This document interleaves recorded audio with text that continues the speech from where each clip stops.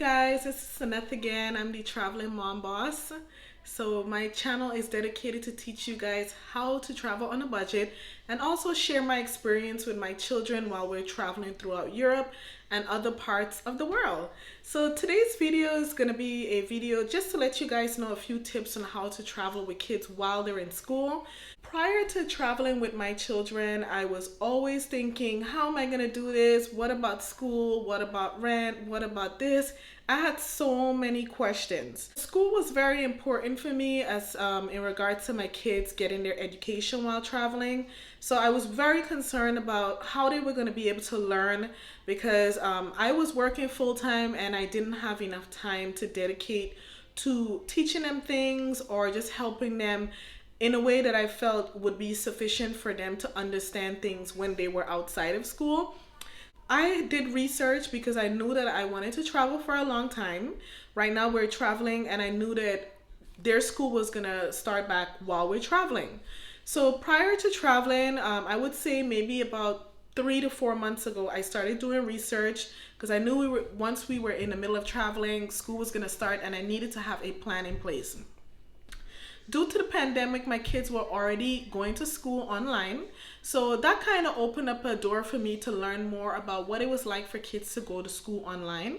And I knew that this is something that I wanted to do. However, with things changing as far as the cases and so on, school started reopening and my kids' school planned on reopening once school started. So I knew they would not be able to go to school online.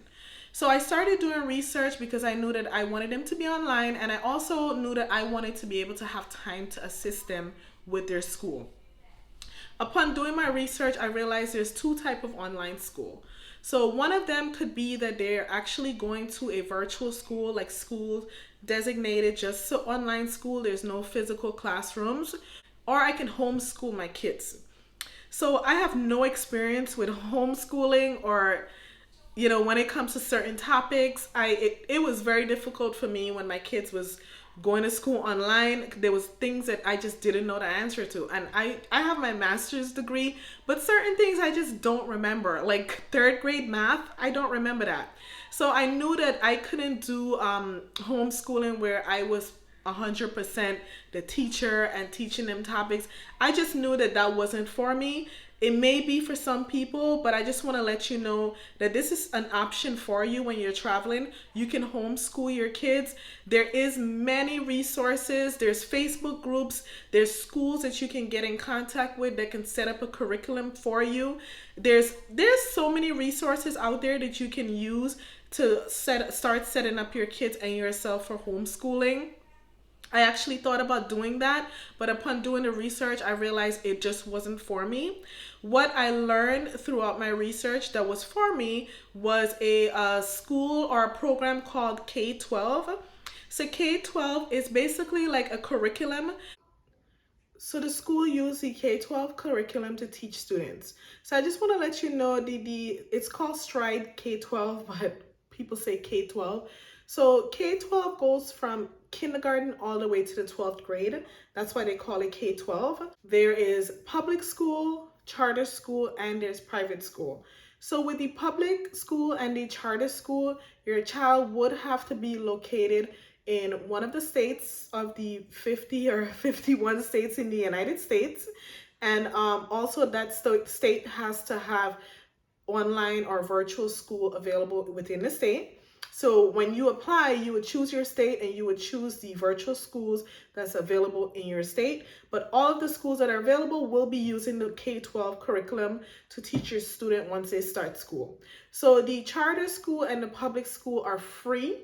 Now the private school, it's actually private, so you will have to pay for your child to attend the school. There is options where you can pay you can do a payment plan or you can get a discount depending on your income. There's many options available. You can speak to one of the K-12 representative to get more answers to questions in regards to payment plans or the cost of school and so on.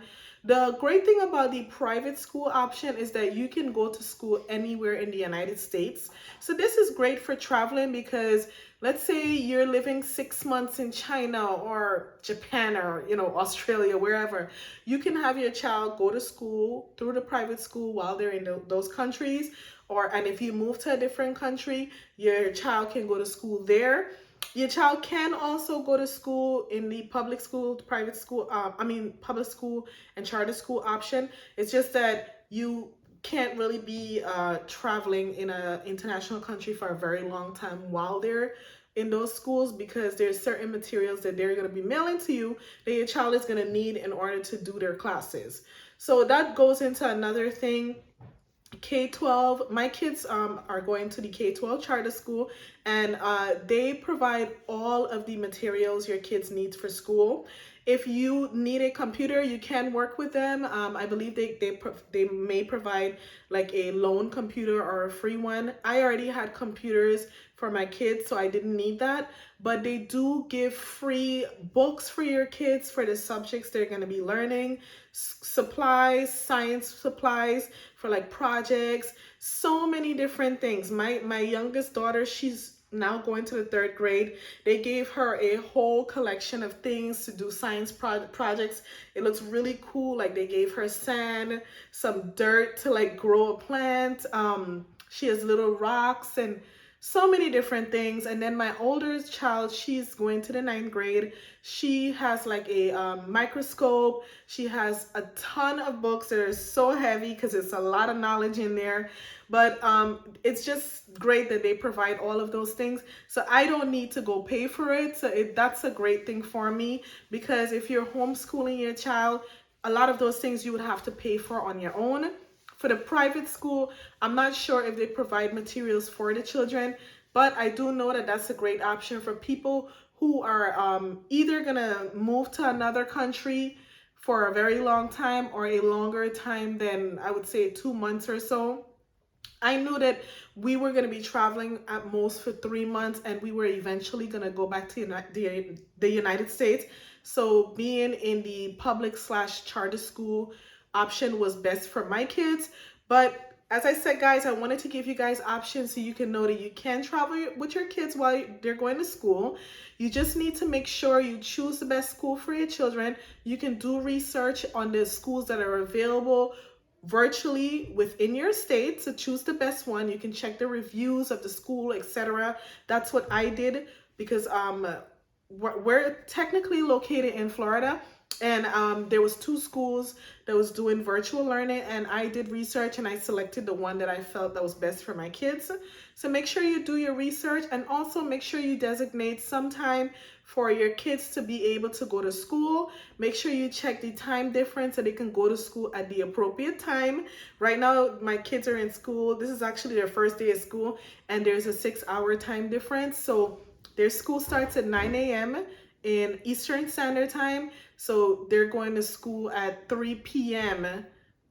In Paris. So you got to make sure that the school time works for your kids. And then after school is over, you want to make sure you do have some time to review things with them, ask them questions about school, keep in contact with the teacher. The great thing about going to school virtually is that you can do a lot of communication with the teacher online or by phone. So I like that, because sometimes I don't feel like talking, especially if I'm tired or I have a cold and my voice is sounding weird. So it's just better for me to communicate with my children's teachers that way. So you guys, let me know what you think about this video. If you have any other schools that you want to recommend for the people that's watching and reading, please make sure you put it in the comments. You guys also, please make sure you subscribe, like, and share. And make sure you hit that notification bell so you can get notified every time I do a video. I post videos every single day. That's 7 days of the week. So you're always going to see something new from me. So thank you so much for watching, and I'll see you on my next video.